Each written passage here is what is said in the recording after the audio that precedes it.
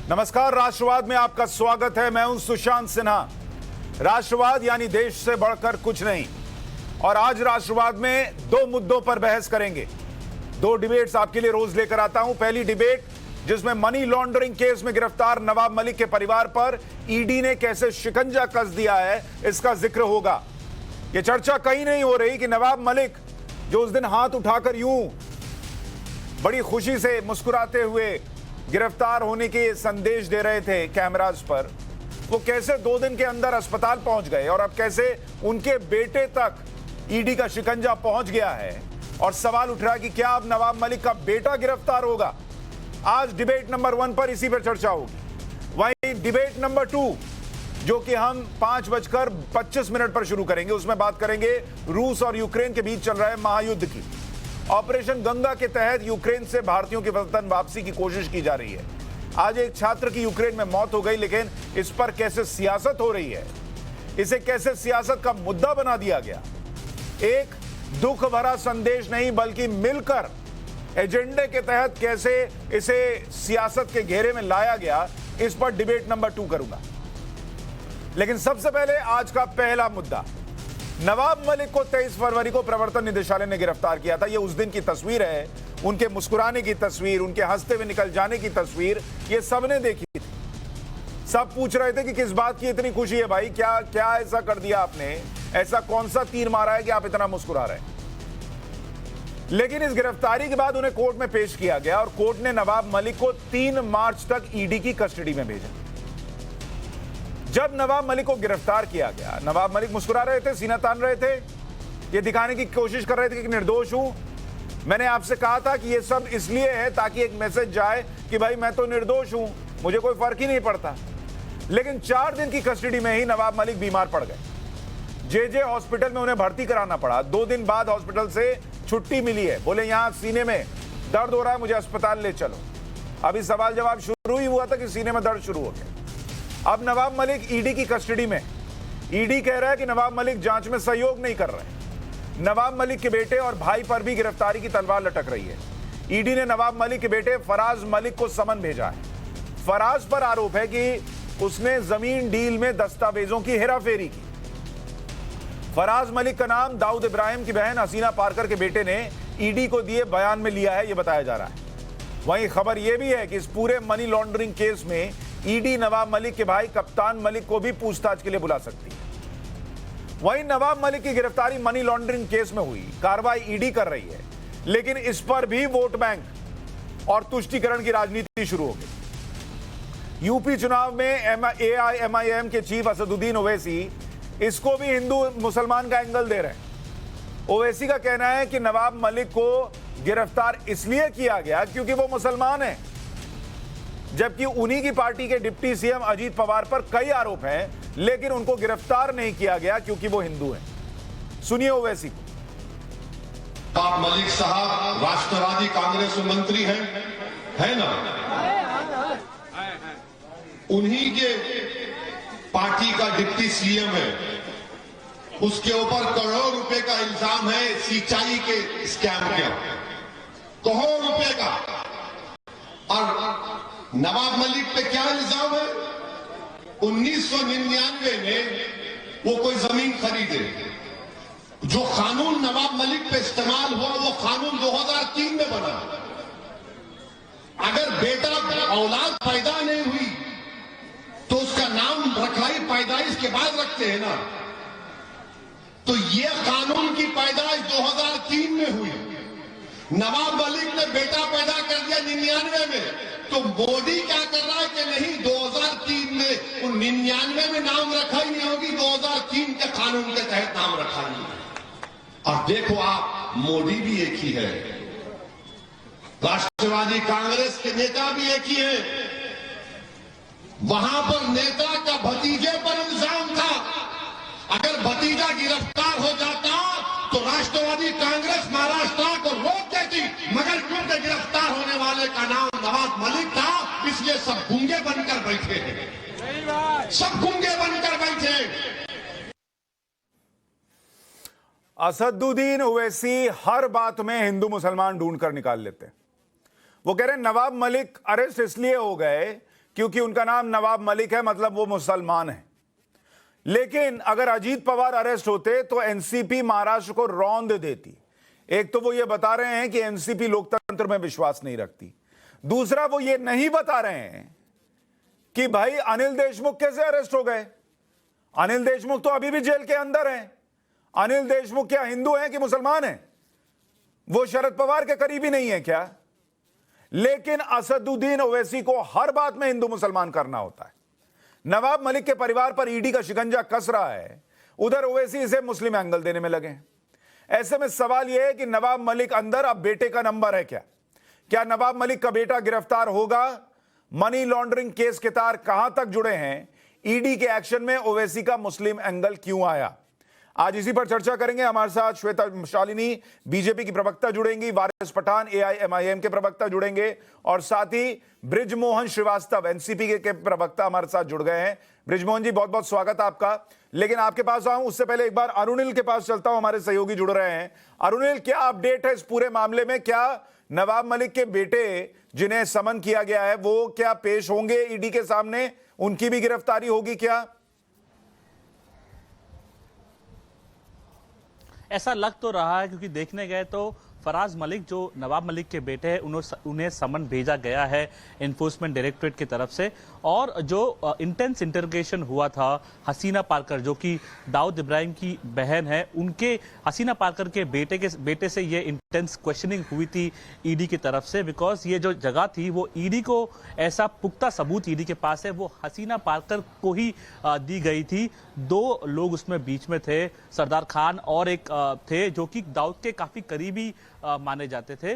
तो जब उनके बेटे से क्वेश्चनिंग हुई तभी ऐसा सामने आया कि फराज मलिक ने ही अपने हाथ से पैसे दिए थे और उन्होंने ही पूरे डॉक्यूमेंटेशन वर्क ये पूरे प्रॉपर्टी में किए थे। जो प्लॉट लिया गया था कुर्ला का ये प्लॉट है, जिसपे टाइम्स नेटवर्क की टीम भी जाके वहां पे हमने इन्वेस्टिगेशन भी किया, ये फाइंड आउट किया कि कैसे मुनीरा करके एक औरत थी जिसका ये प्लॉट था, उनसे जबरदस्ती ये प्लॉट लिया गया। ऐसे ईडी के रिमांड कॉपी में क्लियरली मेंशन किया गया है। ये प्लॉट और वो वाला प्लॉट जिसको लेकर नवाब मलिक की गिरफ्तारी हुई, दोनों अलग हैं अरुणिल?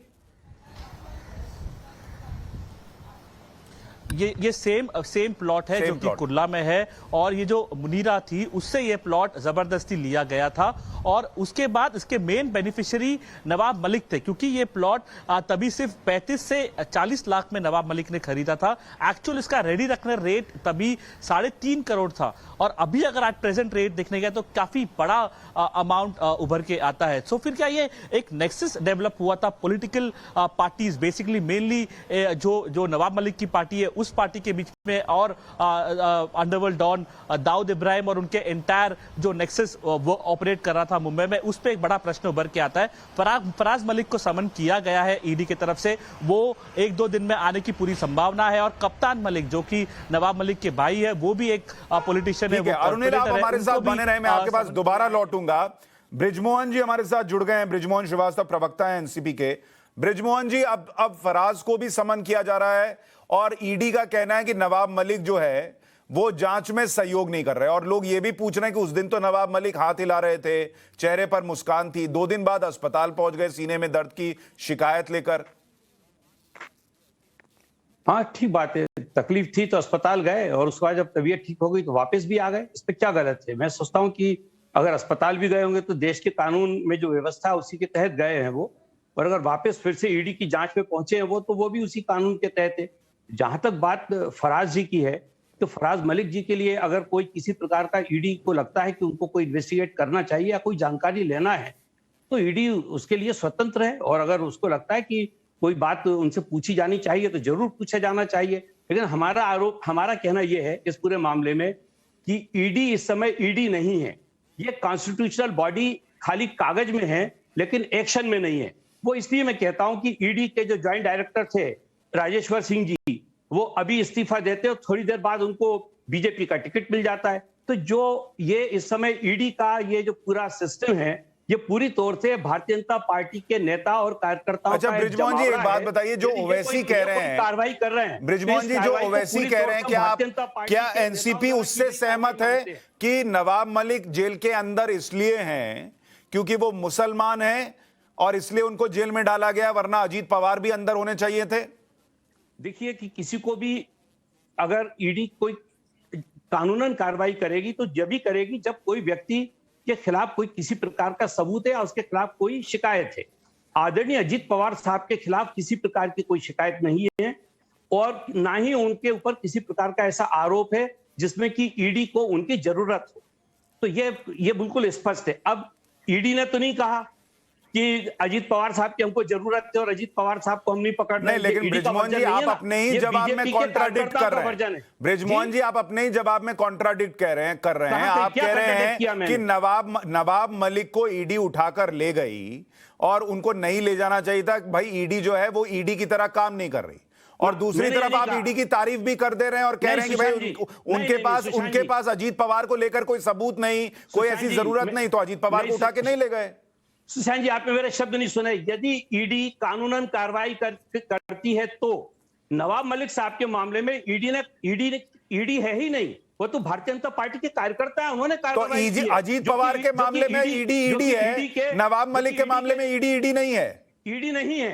अगर ईडी होती तो वो कानूनन कार्रवाई करती। अरे पर बृजमोहन जी नवाब मलिक के मामले में ईडी नहीं है और अजीत पवार के मामले में ईडी है। पहुंची है। जी हाँ, वो जो पूरी टीम पहुंची है वो भारतीय जनता पार्टी के कार्यकर्ताओं की टीम थी। ठीक है। अगर वो लीगल बॉडी होती। वारिस पठान जी, असदुद्दीन ओवैसी हर बात में हिंदू मुसलमान ले आते हैं। भाई अब लोग ये पूछ रहे हैं, अनिल देशमुख भी तो जेल में है, वो तो हिंदू हैं, वो भी शरद पवार के करीबी हैं, लेकिन जेल में है।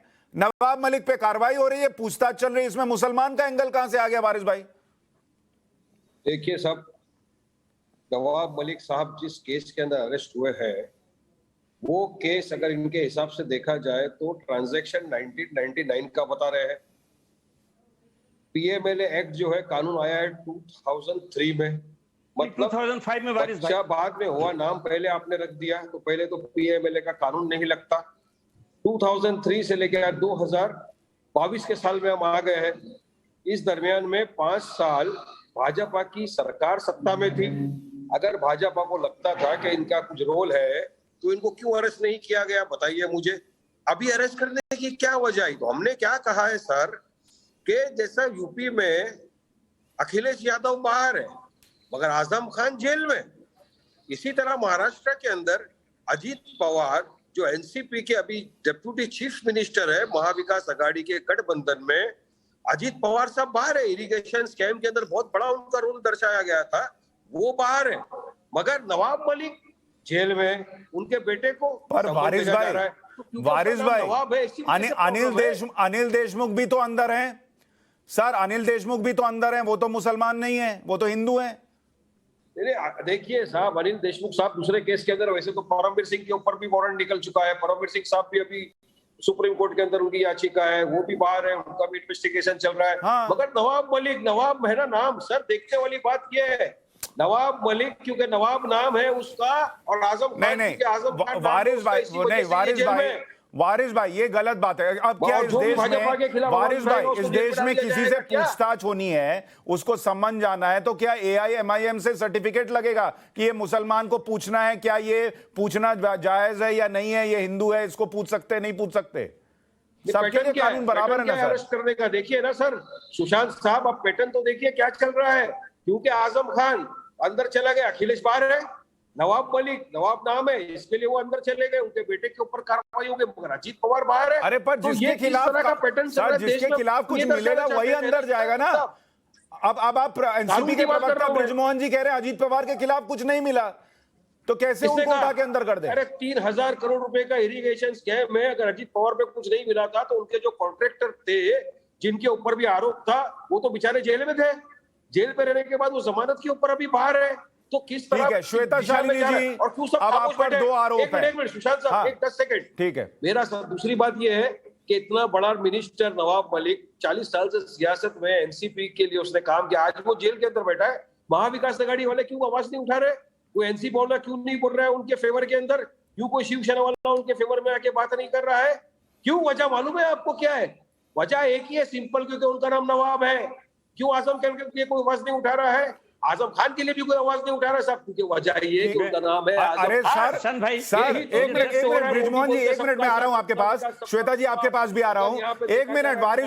वारिस भाई अब मैं इसको जरा पलट के आपसे पूछूं, अनिल देशमुख का तो इस्तीफा हो गया, नवाब मलिक का तो इस्तीफा नहीं हुआ, तो ये तो कोई नहीं बोल रहा कि हिंदू से इस्तीफा ले लिया और मुसलमान से इस्तीफा नहीं लिया। अरे भाजपा वाले तो मांग रहे हैं ना। अरे तो मांगेंगे ही भाई, सरकार तो मांग रही है कि इस्तीफा नवाब मलिक हुआ का नहीं ना। इस्तीफा कैसा देंगे? अरे अनिल देशमुख तो 5 बार के नमाजी हैं, क्योंकि नवाब मलिक बीजेपी के खिलाफ बोले। सर ये जमने सर नहीं वारिस भाई आप जस्टिफाई नहीं कर पा रहे, वारिस भाई आप जस्टिफाई नहीं कर पा रहे। श्वेता जी मैं आपके पास आ रहा हूं, एक छोटा सा ब्रिजमोहन जी, क्या नवाब मलिक मुसलमान है इसलिए आप लोग डिफेंड नहीं कर रहे हैं उनको? देखिए आदरणीय वारिस भाई का ये नजरिया हो सकता है, हम वारिस भाई के इस नजरिए से असहमत हैं। नवाब मलिक साहब राष्ट्रवादी कांग्रेस पार्टी के एक जिम्मेदार नेता हैं और लगातार 26 साल से वो निर्वाचित जनप्रतिनिधि के रूप में देश के लोग नागरिकों की सेवा कर रहे हैं। हम उनको हमेशा एक राजनीतिक कार्यकर्ता के रूप में और एक नेता के रूप में ही स्वीकार करते हैं, और आज उनके खिलाफ भी जो कार्रवाई हुई है वो एक नेता के रूप में हुई है, क्योंकि वो लगातार भारतीय जनता पार्टी के भ्रष्टाचार की और उससे जुड़े हुए अधिकारियों के भ्रष्टाचार की जानकारी देश के सामने आप लोगों के चैनल पे ब्रिजमोहन जी, तो इसका मतलब असदुद्दीन ओवैसी देश में झूठ और भ्रम फैला रहे हैं कि मुसलमानों को टारगेट किया जाता है? देखिए मेरा कहना यह नहीं है, उनके अपने विचार हैं और अपने विचारों को व्यक्त करने की स्वतंत्रता है। मैं सोचता हूं ये उनका नजरिया है। ये विचार का मामला कैसे हो गया सर? श्वेता जी मुझे यह बताइए, अब आप पर 2 आरोप हैं, एक अजीत पवार के मामले में ईडी है और नवाब मलिक के मामले में ईडी नहीं है, यह ब्रिजमोहन जी का आरोप है। ईडी बीजेपी के इशारे पर है और वारिस पठान जी का आरोप है कि मुसलमान है इसलिए उनको उठाकर अंदर डाल दिया गया है। देखिए पहले मैंने ब्रिजमोहन जी की आवाज सुनी नहीं, आपने प्रश्न बता दिया है, उसका भी उत्तर दूंगी, लेकिन वारिस भाई जब बोल रहे थे तब मैं सुन रही थी। एक चीज पूछना चाहूंगी, जिस प्रकार अनिल देशमुख जी का मसला पूरा सामने आया है, सुप्रीम कोर्ट तक ने भी उनकी दोहाई नहीं सुनी, तो इसका मतलब तो ये होगा कि भाई वो 5 टाइम के नमाजी रहे होंगे, क्योंकि उनको तो टारगेट ही नहीं, केवल मात्र ईडी ने नहीं, सुप्रीम कोर्ट ने भी सो कॉल्ड टारगेट कर दिया है। तो आप देखिए वारिस भाई और उनकी पार्टी को हर चीज दुनिया में केवल मात्र धर्म के चश्मे से ही देखनी होती है। दूसरा मैं देख रही थी कि वो बोल रहे थे कि भाई 99 का मामला है, 2005 का मामला है। वारिस भाई पढ़ के आइए, जब सॉलिडस ने ये साइन किया है ना, तब ये 2005 था। और तीसरा वारिस भाई, ये नवाब इसलिए हैं क्योंकि इनको 3 करोड़ की चीज 20 लाख में मिल जाती है। हमें भी दिलवा दीजिए ना, या फिर खुद ही ले लीजिए। आप बताइए एलबीएस रोड पर जब 3 करोड़ की चीज जब मिल जाती है, जब आप भंगार बेच के 3000 करोड़ के मालिक बन जाते हैं, तब आप चाहे नवाब हो, चाहे कबाब हो, चाहे राम हो, चाहे रहीम हो, आपको ईडी क्वेश्चन करेगी ही, क्योंकि आप किसी भी कानून से किसी भी देश से बड़े नहीं हैं। वारिस पठान जी इसको इस एंगल, श्वेता जी आपने इंपॉर्टेंट बात कही। वारिस पठान जी इसको इस एंगल से क्यों ना देखें कि इस देश में नवाब मलिक, जिनके नाम नवाब मलिक है, उनको 3 करोड़ की चीज और कई 100 करोड़ की चीज भी 25 लाख में मिल जाती है, और सुशांत सिन्हा को और श्वेता जी को और ब्रिजमोहन जी को नहीं मिलती। हम हिंदू तो बेचारे प्रताड़ित हो गए। फिर मैंने देख के सुनिए सुशांत जी, 3000 करोड़ के घोटाले के अंदर, इरिगेशन स्कैम के अंदर अजीत पवार बाहर रहते हैं। वो महाविकास आघाड़ी के अंदर डिप्यूटी चीफ मिनिस्टर बन के एनसीपी की तरफ से बैठे हुए हैं। अगर यही चीज ये बता रही है कि 2003 का था, 1999 का था, सर उनके खिलाफ सबूत होगा, वो भी अंदर चले जाएंगे। आप तो ऐसे बोल रहे हैं कि अजीत पवार पे साबित हो गया है और उनको बाहर छोड़ दिया है। वारिस भाई, वो वही है ना। वारिस भाई, मैं बोलूं, अरे मेरे को बोलने नहीं देंगे तो कैसा चलेगा काम? इस प्रकार का कोई डॉक्यूमेंट नहीं है और इस प्रकार का कोई रिकॉर्ड नहीं है जहां पे आदरणीय अजीत पवार साहब को तो किसी चीज के लिए जिम्मेदार माना गया हो। ये सोची, ये अचानक बोल रहे हैं, हकीकत नहीं है। कोई अगर डॉक्यूमेंट है तो वारिस भाई पेश करे ना देश के सामने, कौन रोक रहा है? अरे ईडी के पास सब कुछ है, उनके जो कॉन्ट्रैक्टर परिवार, वो तो अगर ईडी के पास होता है या नहीं, वो वारिस भाई आप जो कह रहे हैं ना, वो फैक्चुअली फिट नहीं हो रहा। वारिस भाई मुझे ये बताइए, इस देश में 15 मिनट पुलिस हटा लो, हम बता देंगे कि कौन कौन क्या कर सकता है, ये बोलने वाले मुसलमान भी बाहर हैं, वो तो जेल के अंदर नहीं है। कहां हिंदू मुसलमान हो रहा है? एक मिनट देश के गद्दारों को गोली मारो, सालों को रामजादे, हरामजादे, शमशान, कब्रिस्तान, ये सब बोलने वाले कौन थे? और जो 15 मिनट की बात किए थे वो जेल में जाके आए, बेल लिए, बेल पे बाहर है, मगर आज तक ये लोग बाहर घूम रहे हैं।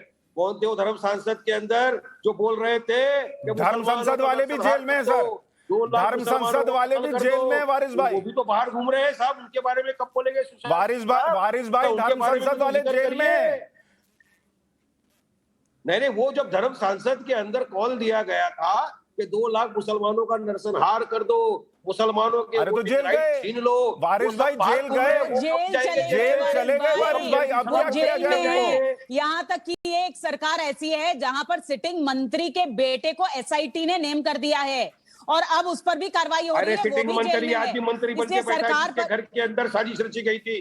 सुनिए सुशांत सिंह, अभी जरा सा खामोश रहेंगी मैडम तो मैं जरा जवाब देना चाहता हूँ। टेनी साहब उत्तर प्रदेश के अंदर आज भी जो है मिनिस्टर है मोदी के साथ में, उनके बेटे ने साजिश के तहत थार गाड़ी ले गया, बेटा हमारे कहाँ है? 4 मासूम किसानों का कत्ल कर दिया, वो जेल गया, जेल से बेल पे आ गया। मगर टेनी तो आज भी सत्ता की मलाई खा रहे हैं ना मोदी जी के साथ बैठ के। क्यों मालूम है मैडम? क्योंकि अगर टेनी को बर्खास्त करेंगे तो मोदी जी के जो ब्राह्मण अपर कास्ट वाले वोट है ना वो खराब हो जाएंगे, इसलिए उनको नहीं निकाला जाएगा। वारिस भाई आपको, अच्छा वारिस भाई इतनी ज्यादा वारिस भाई तो आपकी पार्टी, एक मिनट श्वेता जी, एक मिनट श्वेता जी, एक मिनट श्वेता जी, एक सवाल है वारिस भाई से मेरा।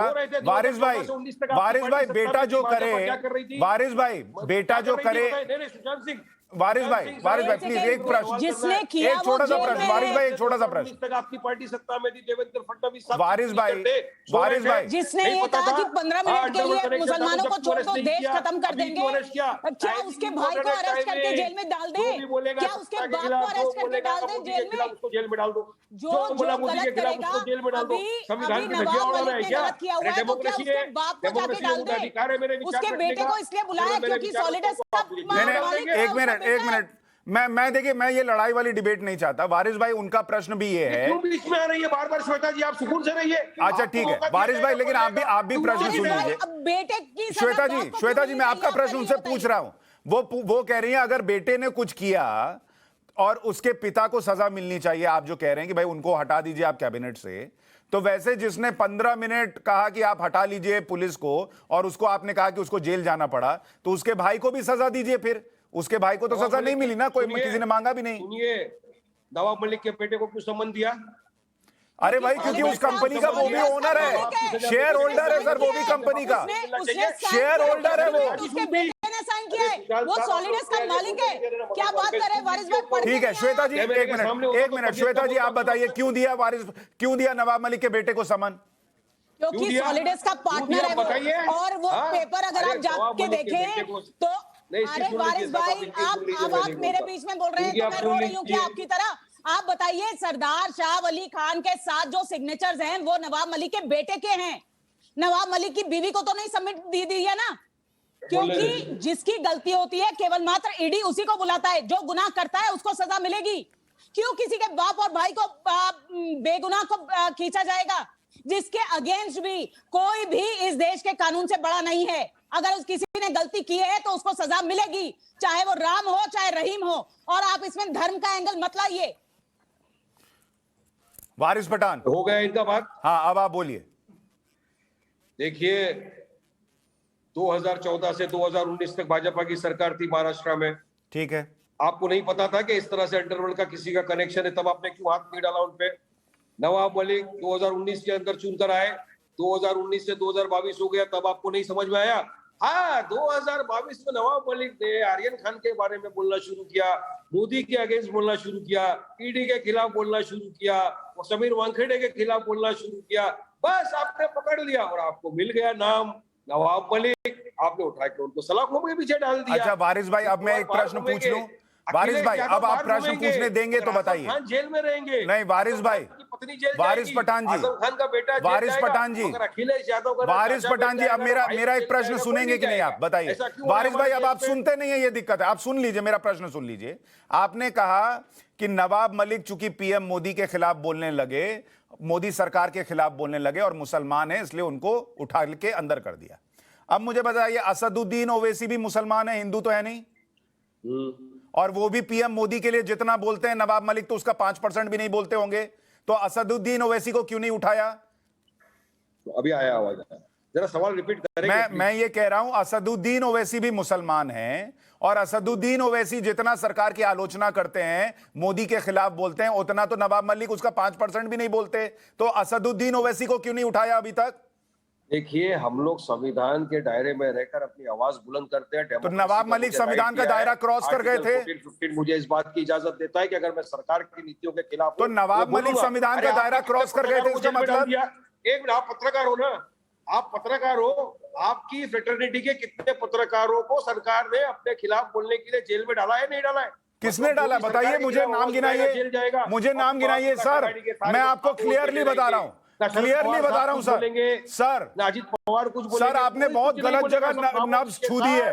अब मैं बोलने लग जाऊंगा नेशनल टेलीविजन पर कि यूपीए सरकार के वक्त टीवी चैनल्स के साथ क्या होता था, पत्रकारों को कैसे कैसे फोन आते थे, तो फिर ये बहस कहीं और चली जाएगी। मेरा मुंह तो मत खोलवाइएगा सर इस मामले में। नहीं तो आप यूपीए वर्सेस बीजेपी की बात कर रहे हैं? नहीं, बीजेपी वर्सेस में है ही नहीं सर, बीजेपी वर्सेस में नहीं है। इस देश में प्रधानमंत्रियों ने किसको फोन किया है, इसका पूरा कच्चा चिट्ठा है मेरे पास। खैर, मुद्दा वो नहीं है। ब्रिजमोहन जी, अरे सुशांत सिंह साहब निकालिए जरा, देखे तो उसे पूर्व प्रधानमंत्री। अरे आप चाय पे बुलाइए, आपको बताऊंगा एक एक किस्सा। मुझे भी थोड़ा ज्ञान दीजिए। वारिस भाई आप चाय पे बुलाइए, आपको अलग से पूरे किस्से बताऊंगा, आप चिंता मत कीजिए। सिंह साहब उन्होंने किस आप चाय पे ना बुलाइए, आप बिरयानी पे बुला लीजिए, खाते खाते बता दूंगा। ब्रिजमोहन जी मुझे ये बताइए कि ये जो पॉलिटिक्स है, आपने कहा ईडी है अजीत पवार के मामले में, ईडी नहीं रह जाती नवाब मलिक के मामले में। उनको जो है वो नवाब मलिक का मुसलमान है ये बताना है, भले उनको अनिल देशमुख की गिरफ्तारी ना दिखती हो। आप लोग सब सहूलियत के हिसाब से अगर सर्टिफिकेट बांटेंगे तो ये देश कैसे चलेगा, संस्थाएं कैसे काम करेंगी? सुशांत भाई, मैंने सहूलियत के हिसाब से नहीं बोला, मैंने ईडी की कार्य प्रणाली के आधार पर यह कहा कि वो भारतीय जनता पार्टी के कार्यकर्ताओं के रूप में काम कर रहे हैं। जो पीएमएलए एक्ट में जो प्रोसीजर है किसी को गिरफ्तार करने का, नोटिस देने का, या उसको अगर उसके खिलाफ कोई जानकारी मिलती है तो उसके खिलाफ कार्रवाई करने का, उनमें से किसी भी चीज का पालन इस बार ईडी के भारतीय जनता पार्टी के कार्यकर्ताओं ने नहीं किया है। इसलिए मैं कह रहा हूं कि ये ईडी नहीं है, भारतीय जनता पार्टी के कार्यकर्ता थे जो ईडी के पेरोल पे या ईडी। श्वेता जी, आरोप ये है कि आप लोगों ने गिरफ्तारी का प्रोसीजर, ईडी ने, आप लोगों ने नहीं, ईडी ने गिरफ्तारी का प्रोसीजर फॉलो नहीं किया। देखिए सुशांत जी, ब्रिजमोहन जी को याद दिलाना चाहती हूँ कि ये मसला शुरू कैसे हुआ। नवाब मलिक जी बहुत सारे प्रेस कॉन्फ्रेंस ले रहे थे, उसके बीचों बीच देवेंद्र फडणवीस जी ने एक प्रेस कॉन्फ्रेंस लिया जिसमें उन्होंने कुछ पत्र पेश किए और कुछ डॉक्यूमेंट्स पेश किए लोगों के सामने, और बताया कि देखिए ये बकायदा ये मामले हैं, और इस मामले में 3 करोड़ की जमीन एलबीएस रोड पर 20 लाख में सॉलिडस नाम के एक कंपनी ने खरीदी है। मैं ये पेपर शरद पवार जी को भेज रहा हूं क्योंकि ये नवाब मलिक जी का मामला है, और साथ में एनआईए और ईडी को भी भेज रहा हूं। अब जो भी कंसर्न्ड एजेंसी है इसके ऊपर जांच पड़ताल करे। उसके थोड़ी देर बाद एक एफआईआर हुआ। ये इस बात को लगभग 4 महीने हो चुके हैं। क्या 4 महीने से नवाब मलिक को पता नहीं था कि इसके ऊपर कार्रवाई हो रही है? क्या शरद पवार जी को पता नहीं था? क्या पार्टी चीफ को पता नहीं था? क्या पार्टी में किसी को पता नहीं था? ईडी ने उसके ऊपर कार्रवाई की, बकायदा एफआईआर हुआ, सारी कार्रवाई होने के बाद, ठीक है, 2 बार वारिस पठान जी इस डिबेट 1 को खत्म करूं। ठीक है ब्रिजमोहन जी, छोटा सा बोलिएगा। अब दूसरी चीज मैं आपको ब्रिजमोहन जी एक और चीज बोलना चाहती हूँ। सुशांत जी, मैं 1 सेकंड में खत्म कर रही हूँ। देखिए, आपने बहुत प्रश्न वारिस जी को पूछे, एक और प्रश्न मेरा रह गया था कि टेनी जी से तो ये रेजिग्नेशन मांग रहे हैं अभी तक। इन्होंने नवाब मलिक का मैं वही पूछने जा रहा था, अब तो मैं वही पूछने जा रहा था कि वारिस पठान जी, जिसके बेटे ने कुछ किया उसके पिता का इस्तीफा होना चाहिए, पर जो आदमी इतने गंभीर आरोप झेल रहा है उसका इस्तीफा सिर्फ इसलिए ना हो क्योंकि वो मुसलमान है और आप सपोर्ट करने आएंगे। आजम खान साहब जेल में थे, आजम खान साहब की बीवी जेल में थी, आजम खान साहब का बेटा जेल में था, मगर अखिलेश पवार का कोई जेल में गया? नवाब मलिक साहब को अभी ईडी ने जेल में डाला। सर मैं इस्तीफा पूछ रहा हूँ, बेटे को टेनी के पिता का इस्तीफा होना चाहिए। पवार के बेटे को समन इशू किया, अजीत दादा के बेटे को कोई समन इशू नहीं किया, ना अखिलेश के भाई को, ना अखिलेश के परिवार को, कोई नहीं। तो हम यही कहते हैं ना कि मोदी जी अगर बोलते हैं सबका तो साथ, मतलब वारिस भाई सबका एक काम विकास, करते सबका हैं, विश्वास, तो कैसा वारिस पूरा भाई होगा? एक काम क्या करते हैं, यही एक रूल आप बना सबका देते विरोधी हैं, सबका साथ हर एक का? मुसलमान जो अंदर जाएगा उसके लिए सहानुभूति के लिए एक हिंदू को भी अंदर डालेंगे, ताकि पलड़ा नहीं, बात बराबर रहे कानून और की है। किसी एआईएमआईएम को बात दिक्कत कानून ना की हो। है कि जब पीएमएलए कानून था ही नहीं, 2003 में अरे में कानून 2005 का बना, मामला है जब सर, आप transaction हुआ, बार-बार बोल रहे हैं PMLA था वही नहीं। एक चीज। आप किस तरह से किसी को अरेस्ट करें? ये रिवेंज है, ये रिवेंज अरे तो छूट जाएगा ना सर, इसमें मुसलमान कहाँ है सर, इसमें क्या रिवेंज है, मुझे समझ में नहीं आता। सुनिए, क्योंकि नवाब मलिक बोल रहे थे सरकार के विरुद्ध, आर्यन खान के लिए बोले, सर, ये नारकोटिक्स के खिलाफ बोले, ये सारी चीजें, और उनको अरे पड़ आप गया भी तो नाम सरकार नवाब। के खिलाफ बोलते हैं ना जिसका नाम सर, नवाब, आपको कोई जाना क्यों है नहीं उसको अरेस्ट कर जेल पा रहा, में। मुझे बताइए, जिसका आप नाम नहीं टेनी, अरेस्ट हो रहे ना। उसको बैठना है। जिसका चलिए नाम नवाब जनता है, तय उसको करेगी जेल में सर। जाना है, और जिसका नाम अब अखिलेश लेकिन है, इतना है कि उसको रहना है सत्ता में, जिसका नाम ईडी ने टेनी, समन भेज उसको दिया बैठना है मोदी नवाब के मलिक के साथ। बेटे को आप भी। बातें सर अब वो देखते अगर अरेस्ट होंगे तो सोचिए फिर क्या मुद्दे उठेंगे, इस पर चर्चा करेंगे। डिबेट 1 में आप सब जुड़े, आप सबका बहुत बहुत शुक्रिया। राष्ट्रवाद में अब वक्त है डिबेट नंबर 2 का। रूस और यूक्रेन के बीच जंग का आज छठा दिन, और आज रूस ने यूक्रेन पर हमले तेज कर दिए हैं। रूस ने खार्किव में आज ताबड़तोड़ बमबारी की है। रूस वैक्यूम बॉम्ब का इस्तेमाल कर रहा है। इस बीच खार्किव में आज भारत के एक छात्र की मौत हो गई। नवीन नाम का छात्र यूक्रेन के खार्किव में मेडिकल की पढ़ाई करता था। नवीन कर्नाटक का रहने वाला था। भारत सरकार लगातार वहां से भारतीयों को निकालने की पुरजोर कोशिश कर रही है। अब तक करीब 9 फ्लाइट से 2000 छात्रों की वतन वापसी हुई है। ऐसे हालात में सरकार के साथ कंधा मिलाकर खड़े होने की बजाय भारत में राजनीति हो रही है। कांग्रेस मोदी सरकार पर हमले कर रही है और कह रही है कि मोदी सरकार के पास भारतीयों की वापसी की कोई नीति नहीं है। पहले दिखाते हैं आपको कांग्रेस के प्रवक्ता रणदीप सुरजेवाला का ट्वीट। रणदीप सुरजेवाला ट्वीट पर लिख रहे हैं, कर्नाटक के छात्र के परिवार के प्रति हमारी गहरी संवेदना, जिनकी गोली मारकर हत्या कर दी गई है। यह वह त्रासदी है जहां भाजपा सरकार की कोई निकासी योजना नहीं है। मोदी सरकार ने हमारे नौजवानों को छोड़ दिया है। प्रहलाद जोशी यूक्रेन में हमारे छात्रों की निंदा और अपमान करते हैं, केवल फोटो अपॉर्चुनिटी, कोई कार्रवाई नहीं। ऐसे में आज डिबेट नंबर 2 राष्ट्रवाद में, क्या यूक्रेन में युद्ध, भारत में सियासत क्यों, वतन वापसी जरूरी या सियासत जरूरी, कांग्रेस को युद्ध के समय भी राजनीति क्यों दिख रही है। अश्वनी उपाध्याय बीजेपी के नेता हमारे साथ जुड़ रहे हैं, अजय वर्मा कांग्रेस के नेता जुड़ रहे हैं, और इस वक्त बड़ी खबर यह आ रही है कि नवीन, जिसकी मौत हो गई है वहां यूक्रेन में, उसने सुबह ही अपने पिता से बात की थी। पिता ने कहा था कि जहां हो वहां से मैसेज करते रहो। नवीन ने पिता से कहा था कि जरूर मैसेज करूंगा। खार्किव में हमले के दौरान नवीन की जान चली गई और आज सुबह उसने अपने पिता से आखिरी बार बात की थी। पिता ने कहा था कि भारत का झंडा लगा लो जहां पर हो, और तब नवीन ने कहा था कि हां लगा लूंगा। अब यह नहीं पता कि क्या उस वक्त जब नवीन की मौत हुई तब वहां भारत का झंडा लगा था या नहीं, क्योंकि भारत का झंडा वहां पर इस वक्त लाइफ सेव कर रहा है, जिंदगियां बचा रहा है। आप कहीं भी हो, भारत का झंडा गाड़ी पर है, आपके घर पर है, आपके हाथ में है, तो आपकी जिंदगी सलामत है।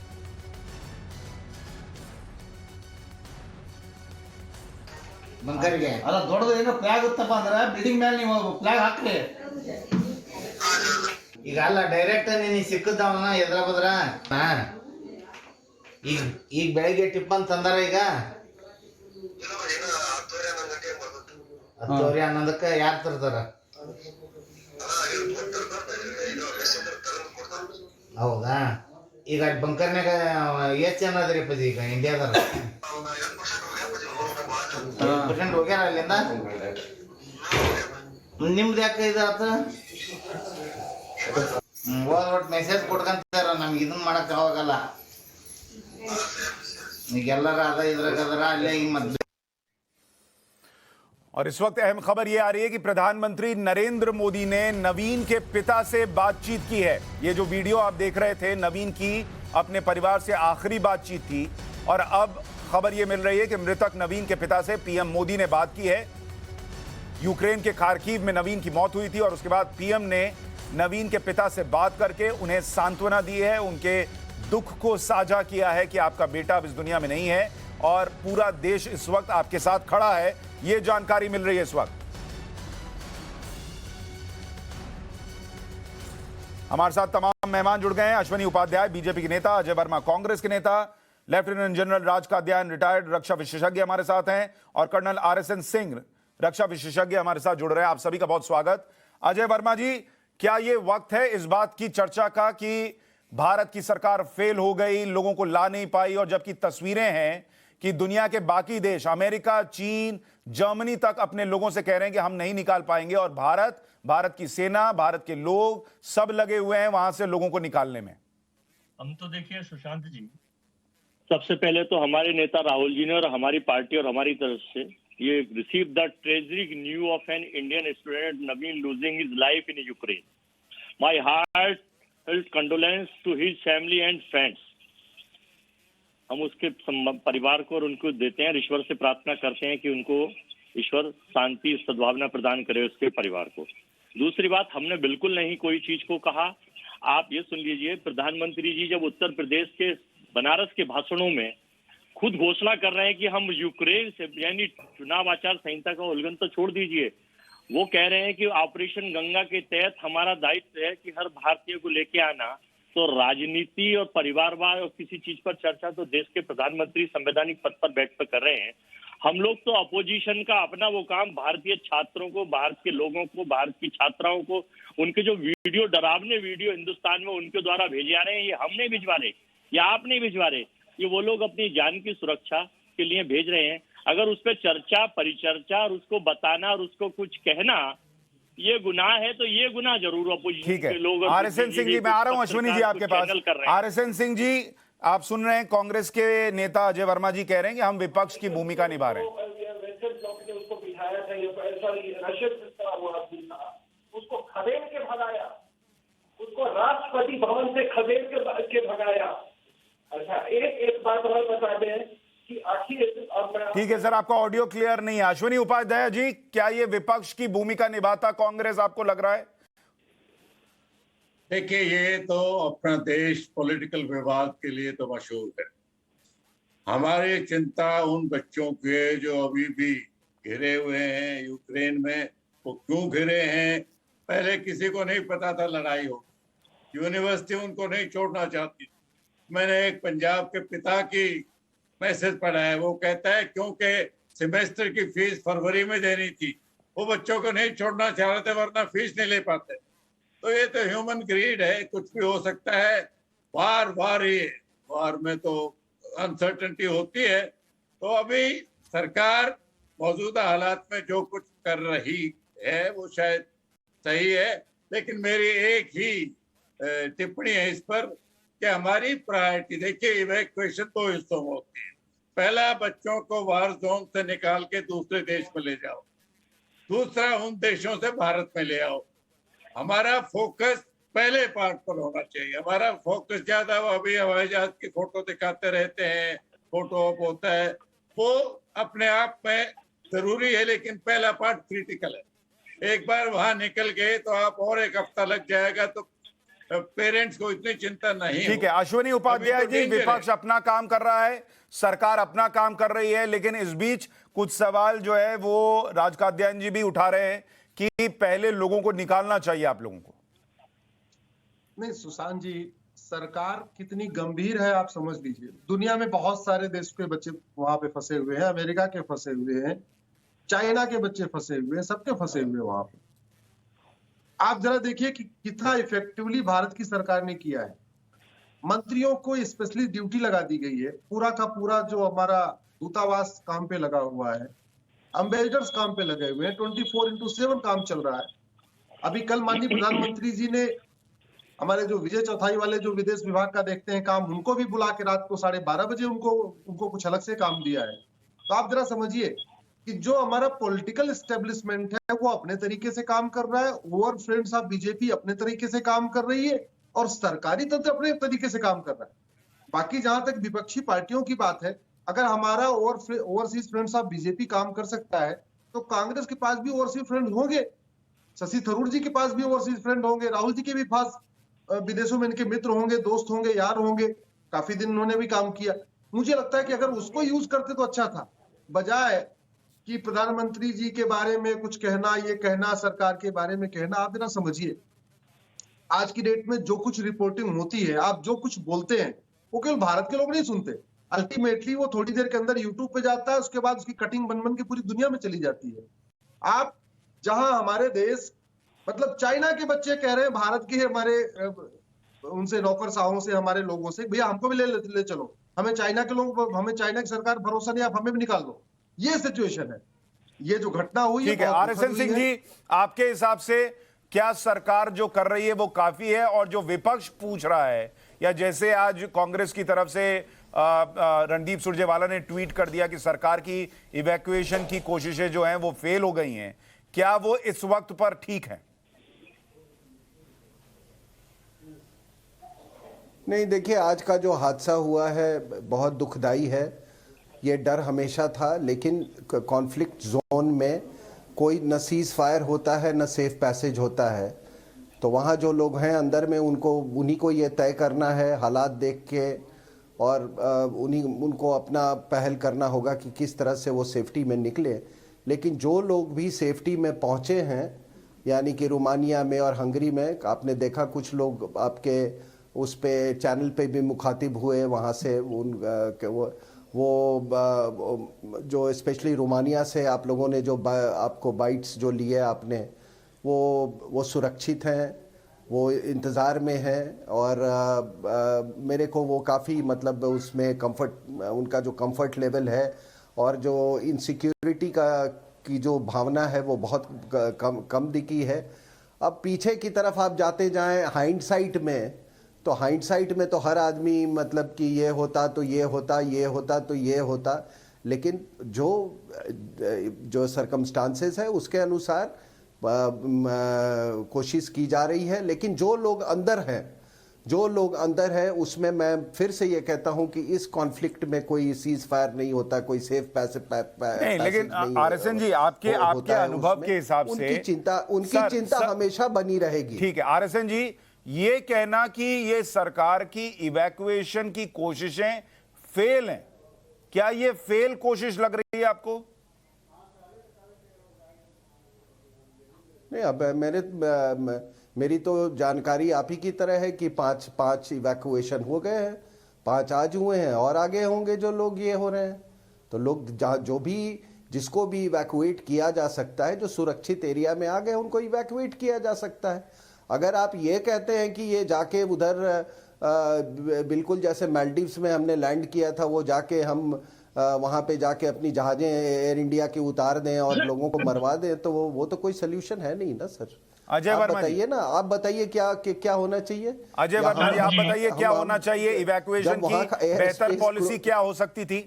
सुशांत जी, एक भारतीय नागरिक होने के नाते छोड़ दीजिए पार्टी, सरकार देश में जिसकी भी है, एक फंड से, मुझे इस वक्त नाम याद नहीं आ रहा, रात को 400 करोड़ का एक फंड देश की सरकार के पास किसी काम के लिए है, जिसमें से केवल 44 करोड़ खर्च हुए हैं।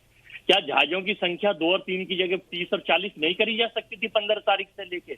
क्या उस वक्त 4 मंत्री आज भेजे गए, उस वक्त नहीं भेजे जा सकते जब आपने 15 तारीख को एडवाइजरी जारी करी थी कि आना चाहे आ जाए, ना आना चाहे ना आए?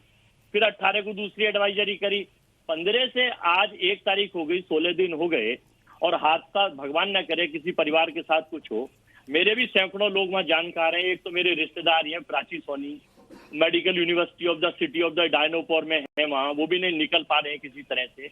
हमने कहा बेटा अपनी तरह से कोशिश करिए। सरकार का दायित्व प्राथमिकता के आधार पर ये था, पूरे देश के लोग कह रहे हैं, हमारे उनके वीडियो कह रहे हैं, उनके चर्चे कह रहे हैं, उनके सिस्टम कह रहे हैं, किस तरह से उनको बॉर्डर पे पहुंचने से पहले वहां लोग पीट रहे हैं, क्या कर रहे हैं, और ना कोई हादसा हो। हमारी इच्छा ये है, अभी अपनी पीठ थपथपाने के लिए अश्वनी जी तो वरिष्ठ वकील हैं और सुप्रीम कोर्ट के वकील हैं, उच्चतम न्यायालय के वकील हैं। मानवीय संवेदनाओं की अगर बात करें हम, ये 20,000 हमारे बच्चे हैं, युद्ध में क्या हो जाए ये तो किसी को नहीं पता, लेकिन अपनी तरफ से क्या उस विशेष फंड को, अब मैं कहूंगा तो आप क्या ये पॉलिटिक्स कर रहे हैं? नहीं, पर अजय जी, मैं आपके सारे प्रश्न अश्विनी जी को अभी ट्रांसफर कर दूंगा, पर एक प्रश्न जो मेरे मन में आया ये सुनने के बाद, कि क्या हमें मैं इस चीज को कहता हूं ना कि पॉलिटिक्स सारी हो जाए, पर एक बार ये वक्त गुजर जाए जिस वक्त में हम खड़े हैं, जब चीन कह रहा है कि मैं अपने लोगों को अभी नहीं निकाल सकता, अमेरिका कह रहा है हम निकालने के लिए किसी को नहीं भेज रहे। अगर हमारी सरकार कोशिश कर रही है और वहां से लोग लाए भी जा रहे हैं और एक पैनिक क्रिएट किया जाएगा कि ये तो फेल हो गए, तो यहां क्या होगा और वहां क्या होगा, मैं ये सिर्फ आपसे समझना चाह रहा हूं। देखिए सुशांत जी, इट इज नॉट पैनिक, ना तो कोई पैनिक किए जा रहा ना क्रिएट किया जा रहा। अरे सुरजेवाला लिख रहे भाई कि सब फेल हो गया। परवाह है, समझ लीजिए। अगर जागरूकता करना, सुरक्षा करना बच्चों की या उन लोगों की जो फंसे हुए हैं मध्यम वर्ग और वो लोग के परिवार, उनके बहुत सारे लोगों ने यहाँ तक उनका मजाक उड़ाया कि आप पढ़ने गए हैं। मैं आपको वो वीडियो के ट्वीट्स भेजूं बीजेपी के आईटी सेल के लोगों के कि आप अगर पढ़ने गए इतने पैसे के तो आप पे किराए की वापसी की नहीं है। लेकिन चलो जागी सरकार, उसके बाद फिर वापसी की नहीं है। पीएम का फोन जाना, परिवार को सांत्वना देना, और राहुल गांधी का फोन करके अगर वो करते तो में फर्क नहीं है। आपका प्रधानमंत्री जी का जो मॉरल दायित्व है, देश के प्रधानमंत्री नरेंद्र मोदी जी हैं या राहुल गांधी जी हैं? अच्छा, ये प्रधानमंत्री का दायित्व है फोन करना और कहना कि हम आपके साथ हैं, राहुल गांधी का नहीं है। ठीक है, बहुत शुक्रिया आप सभी मेहमानों का इस चर्चा में जुड़ने के लिए। राष्ट्रवाद में बस मेरा इतना कहना है कि ये पूरा मसला यूक्रेन और रशिया के बीच लगातार विवाद बढ़ रहा है, स्थिति गंभीर हो रही है। छात्रों को पहले निकलने का मौका दिया गया, कहा गया, एडवाइजरी दी गई, वो नहीं निकले जिन भी वजहों से। लेकिन इस वक्त उन्हें हिम्मत रखनी होगी क्योंकि कोशिश की जा रही है उन्हें निकालने की। नवीन के साथ जो हुआ वो बेहद दुखद है, देश परिवार के साथ खड़ा है, लेकिन हमें एक दूसरे के साथ भी खड़ा होना होगा। इस वक्त ये विश्वास रखना होगा कि हम सब सुरक्षित होंगे और एक एक भारतीय को वहां से सुरक्षित निकाल लिया जाएगा। एक छोटा सा ब्रेक लेंगे।